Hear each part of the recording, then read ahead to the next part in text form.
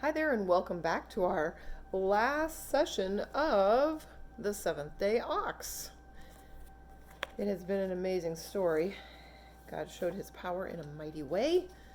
Let's see how it finishes up. We just have 3 chapters left of this story, and then actually in this book there are a couple of other miracle stories as well. Chapter 33. Nikolai reaped the benefits of the second Friday miracle even more than he had the first. Again, he spent time in prayer, thanking God for his wonderful gift of rest on the holy Sabbath day. Again, he had a chance to escape from his labors of the week. All that following week, Nikolai and Maxim worked together to bring the needed water to the camp. And all that week, strangely enough, Maxim worked at a normal pace. It was amazing. The slow pace at which Maxim persisted in working Sunday through Thursdays was almost as phenomenal as his working to beat the band on Friday. But by Friday sunset, the extra 10 barrels of water for the Sabbath were again ready and waiting at the kitchen. The whole thing was a spectacular miracle to Nikolai. As the weeks passed, Nikolai and Maxim settled into their routine. Sundays through Thursdays always brought just a bit of consternation to Nikolai. Why did Maxim have to poke along all week and then run lickety-split on Fridays? What was he trying to prove? Didn't he ever learn? Or was that it at all? Was Maxim just operating, in fact, on the instinctive impressions the Holy Spirit was giving him? But there was another thing. Nikolai always felt funny knowing that on Friday the ox would be performing his marathon run. It made him feel presumptuous and just a little bit guilty, knowing that he could relax and just let God make the Friday miracle happen. But it was out of Nikolai's hands, and apparently that's the way God wanted it. In the final scope of things, Nikolai's worries had ended up being fairly redundant anyway. What was most important now was the fact that the man and ox were proving to be a real witness at the prison camp. The weather turned cooler in August, with more rain falling than Nikolai remembered from previous years.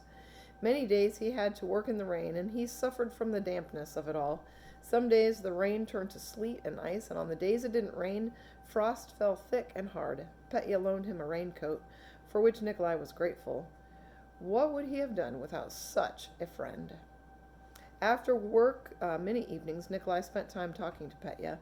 Sometimes they talked in the kitchen, sometimes in the barracks.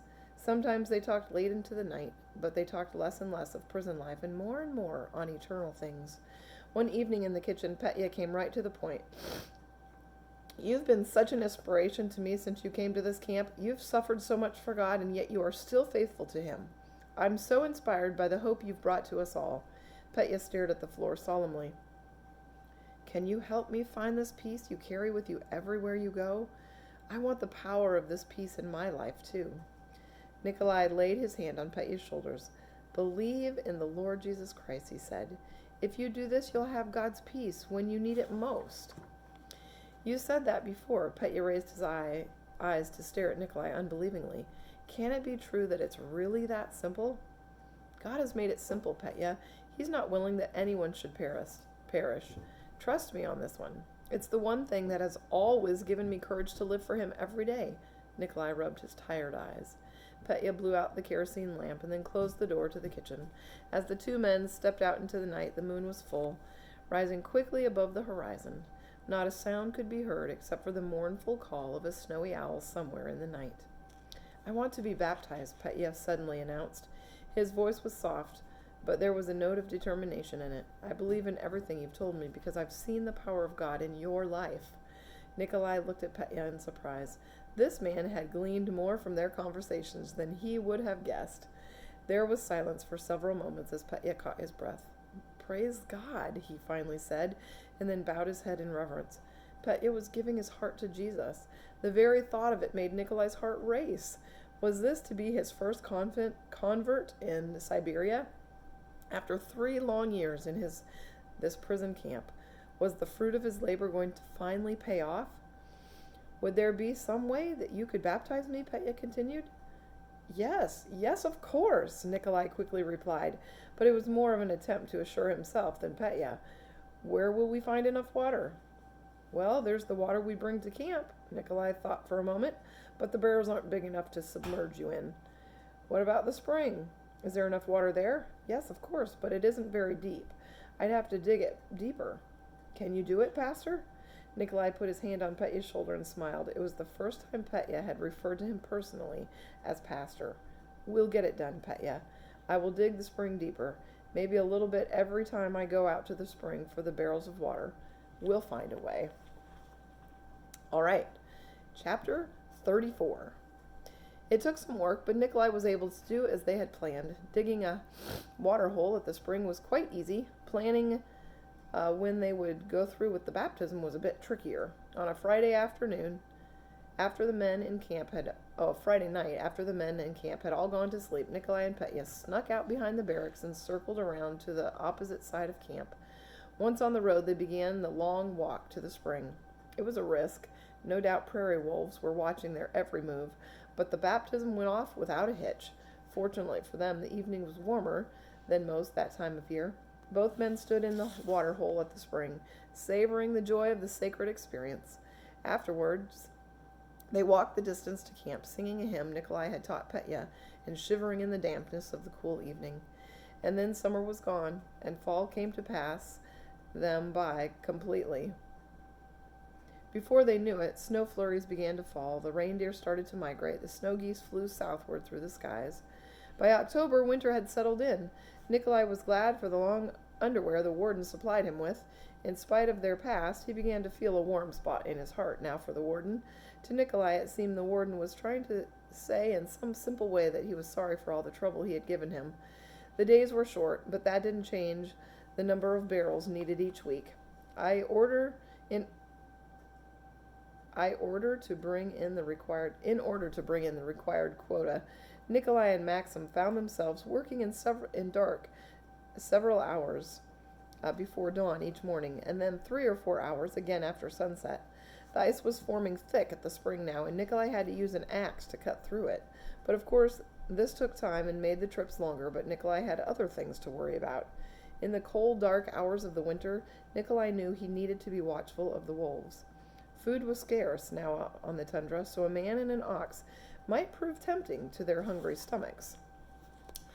But God was merciful, and although Nikolai and Maxim had a few scares, they managed to stay alive and well. The cold, hard winter passed somehow, and then spring gave way to summer. By now, Nikolai had accepted the fact that he might be in this prison camp for a very long time.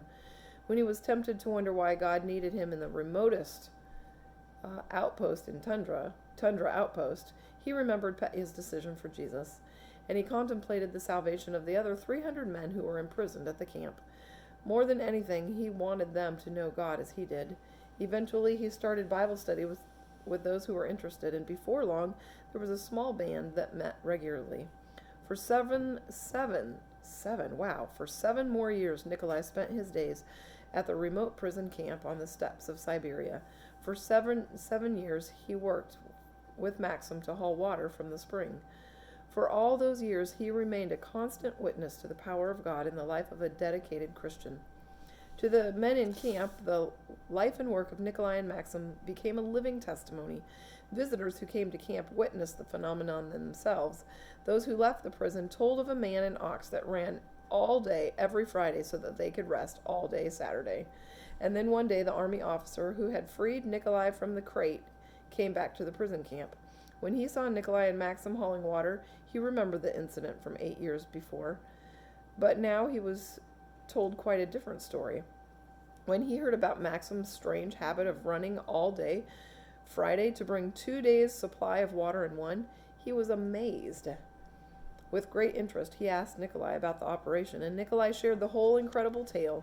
He told how desperate he had been those first few weeks to trying to get Maxim to haul enough water fast enough to earn a Sabbath day's rest. And of course, he told how good God had been to him. He explained how the ordeal had tested his faith in God and how he had almost given up. The miracle of Maxim's marathon run that first Friday stirred the colonel's heart, and the repeat performance the following Friday was even more surprising to him. The colonel could see that Nikolai was a good man. He could see clearly now that the preacher had not been guilty of insubordination. In fact, the testimony of his daily life was proof that he had been willing all along to do whatever was asked of him. Most importantly, the colonel saw that Nikolai had been faithful to his God. Without a doubt, he had been willing to do whatever his God had asked him.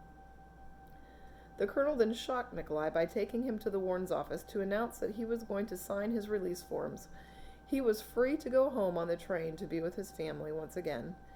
"You have shown us all what a man of character can do if he is motivated," the colonel said proudly, "and you have shown what devotion can do for a man who loves his God."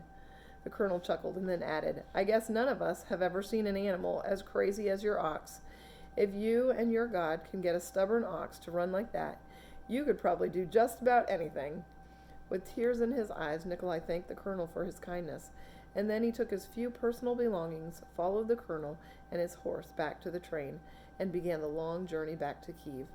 Nikolai returned to the life of a pastor and continued to witness for God during the good times as he had during the bad.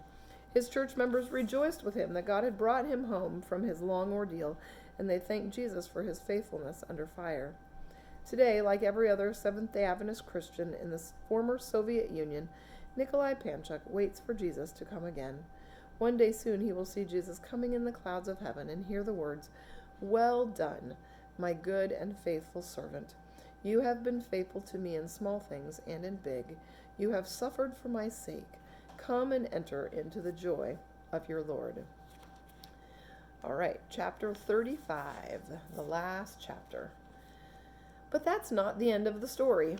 After Nikolai left for home, a new prisoner came to camp who knew nothing of the man and the ox who ran all day on Fridays so they could rest on Saturdays.